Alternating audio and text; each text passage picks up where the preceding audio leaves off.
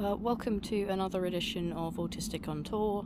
We are doing the Postal Museum today, one of their relaxed sessions. So I will put all the information and video of the sensory stuff. There should be a postal rail train that you can go on, which does have like 3 different videos playing at the same time. I'll try and record it and a little bit of it so you can see what it's like.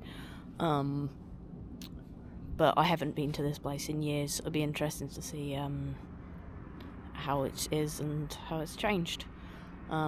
It should be reasonably good in terms of the history of everything from what I remember. So let's see how the sensory stuff goes, and hope you enjoy the video. Balance.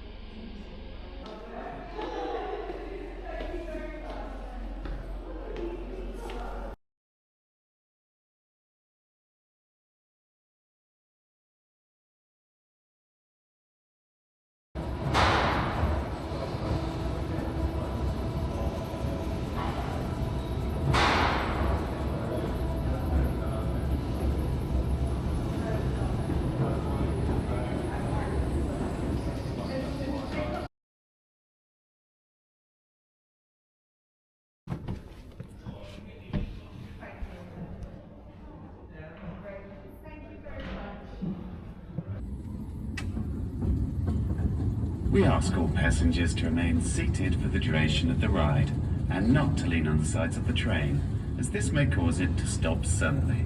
Thank you. Hello and welcome to Mail Rail. You're about to explore some of London's hidden underground postal railway. I'm Andy, your guide today, and I'm joined by Ray Middlesworth. Hi, Ray. Hi. I worked here as an engineer for 27 years, keeping the trains running. But not just any old trains. This unique narrow gauge railway was designed to carry mail, not people. So if you're feeling a little cramped, that's why. And although we have a driver today, the original mail trains were driverless. It was a huge network of automated electric trains running right under central London, carrying mail between main railway stations and sorting offices much faster than along the congested streets above our heads. We'll be going back in time to see tunnels, loading platforms, and a few surprises. We'll be at our first stop in a few minutes. The platform you're about to see looks much as it did on the day it shut down in 2003. Ray, can you describe it for us? When Mailrail was running, this platform would be a hive of activity. You'd see people playing darts between the trains arriving, guys conversing back and forth and wheeling work up and down. It was a noisy and lively place to work. Ray's going to tell you more about life working on the railway as we take a trip down memory lane through the many decades of Mail Rail. We're under Mount Pleasant sorting office, heading east to Whitechapel.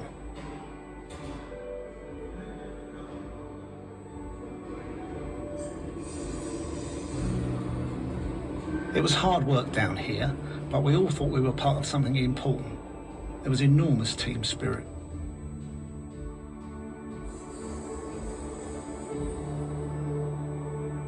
We seemed to get ourselves in the news a lot in the 90s. It didn't hurt that Bruce Willis made a film down here called Hudson Hawk.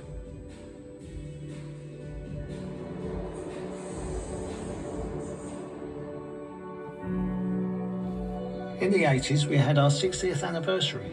Along with that, we had a new brand and finally some new trains.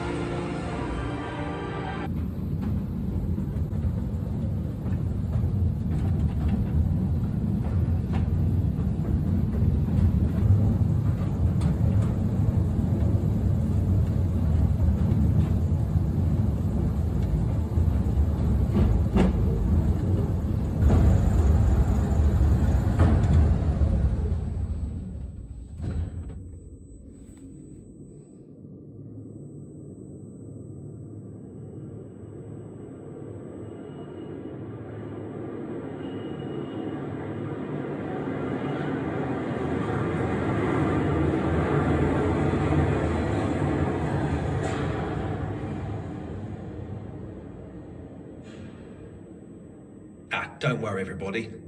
Just a power cut. Ray, can you explain? Power cuts happen from time to time when the railway was operational. We could draw power from the next station along to keep everything running. And of course, us guys in the engineering teams always kept the trains and track in good order. Now, let's go a bit further back to the early days in the 1930s. Then there was no email, texting, or instant messaging. Whatever the message, it was sent through the post. So there was a lot of mail to move. Trainloads of mail arrived at every station, every few minutes, with less than 60 seconds to unload and reload. Let's follow a few of those letters. This is the Colonel. He's writing to the famous poet W.H. Jordan at the GPO film unit. This is Kathleen. She's keeping in touch with her sweetheart in the Navy. And this is Mary. Her letter is very special because it's going to a princess. I wish my dad was a king like yours. Does he wear his crown all the time?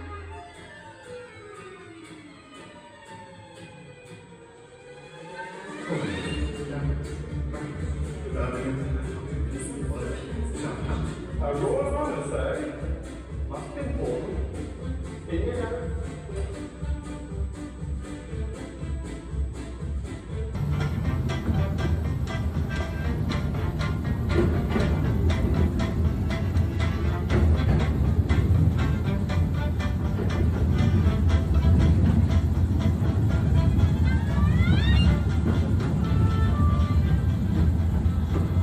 We hope you'll enjoy exploring the rest of the exhibition just as much.